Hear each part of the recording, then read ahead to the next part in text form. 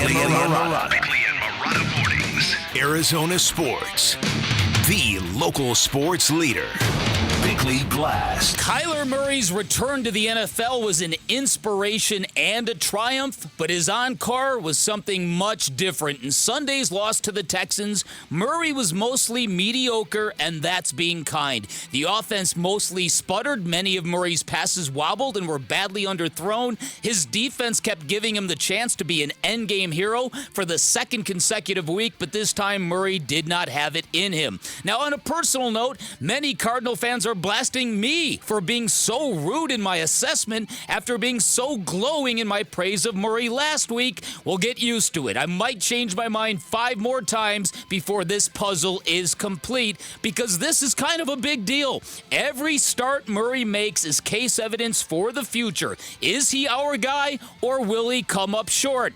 Sorry about that. Personally, I am willing to give Murray a mulligan. It was his first road game since his return. He's probably still shaking off the rust. Most of his receivers yesterday were smaller than he is, and his offensive line did him no favors. But great quarterbacks always find a way, and Murray did not fit that bill on Sunday. Too often, the offense looked like it was scrambling for a good play and uncertain where to look, and that was painfully familiar to what we've seen the past 2 years. And my fear really is really simple. If Murray cannot graduate to playing under center a lot more often this season, and this story is not going to end well, but stick around. I might feel differently next week.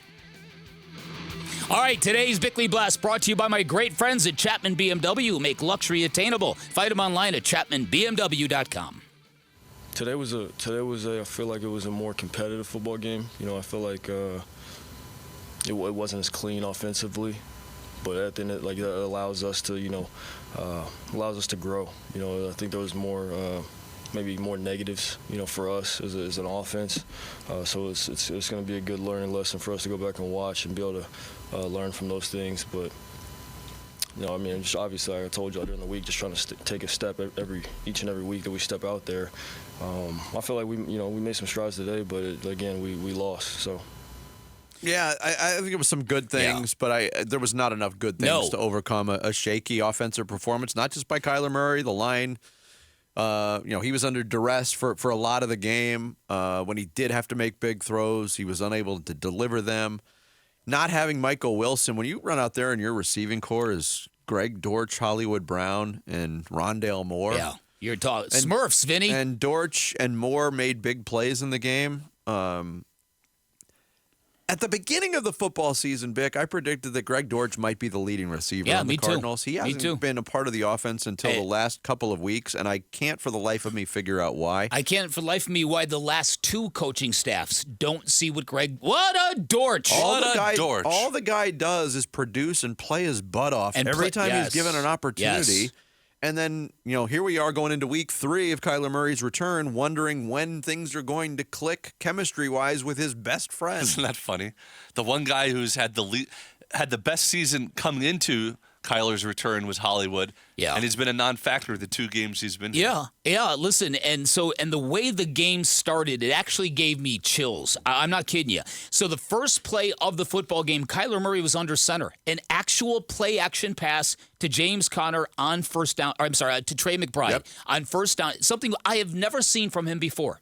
And I'm like, oh, that's quite an impact statement. A few plays later, he's standing in the pocket, bouncing on his toes, steps up in the pocket, climbs the ladder, as they like to say, and delivers a bomb downfield. And Perfect pass. And I thought to myself, wow, this is everything I was hoping for.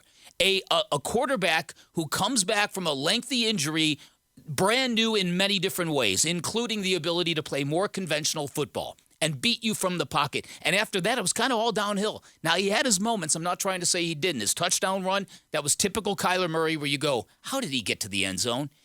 Okay, but that ain't it. We know that trying to live this life of watching Kyler Murray make the miraculous play with his feet, that's desperate football. And that's not the way to sustainable winning. We've learned that. We've seen it. So he's got to be better from the pocket. And my thinking was yesterday, there were a lot of people firing smoke at Drew Petzing for an offense that looked very uncreative and not with very little imagination. There was a lot of quick passes and let's hope for the best. It was way too much like we saw the last couple of games. A lot of horizontal stuff. Ugh. That's first drive of the game, they get the 48-yard touchdown. They tried one other deep shot to Hollywood that got intercepted. Was a bad throw, and you can't let that ball get intercepted. You got to play defensive back if you're Hollywood Brown. But Jonathan Gannon was asked by Paul Calvisi on the Cardinals radio network after the game, where'd that downfield passing go after the first drive? Yeah, I got to look at the tape. They were playing some shell and keeping things in front of them, so but then that's why it opened up some catch and run. So we'll always continue to try to generate explosives, and sometimes that's not just throwing the ball over their head. Sometimes it's catch and run too. So rhythm of the passing game, and I thought we made some plays in there to keep the chains moving there in the second half. So we'll get back in the lab tomorrow and work on everything. We focused a lot on Murray today with good reason, but focusing on Gannon and the coaching staff. You mentioned Drew Petzing was getting some criticism after the game. Mm-hmm. Ultimately, the decisions to go for it on fourth down or to go for it on a two-point conversion, those come down to the head coach. And I thought that's where the Cardinals really got into trouble.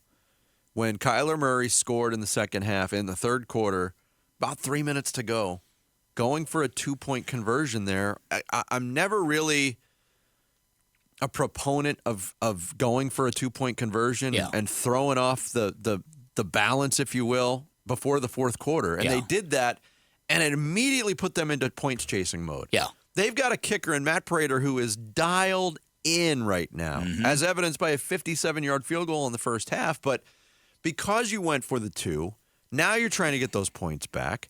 And now you're looking down your nose at field goal attempts, which would be an automatic 3 points. Had the extra point been kicked, you could have kicked field goals as everything shook out and won that football game. Yeah, and I it agree. didn't happen. I agree. This is one thing about Jonathan Gannon's strategy that he's been very consistent with, and I don't like it at all. The early chasing after 2-point conversions to kind of get the score closer, and he's been consistent with his philosophy, so you have to give him that. Here's the other thing I want to mention about Kyler Murray in the shotgun. The thing that doesn't get talked about enough, because there was a play yesterday on an RPO where they got tripped. He and James Conner got tripped up. Yeah. It's not fair to James Conner or the running game to have to jumpstart a running back from an RPO. It's much better to let James Conner get in the backfield, you go back and give him the ball, and give him some downhill sledding before he gets the line of scrimmage. It affects a lot of things, Vinny. And that's why, to me, that was one of my takeaways here. This is not the answer. They've got to find a more expansive offense, my opinion. And I haven't seen the full numbers, but just looking at the game recap, the play-by-play game recap, there's some. I mean, it was 9 under center snaps last week. It was probably about the same number. Just from I didn't pay much attention to it, but you're probably right.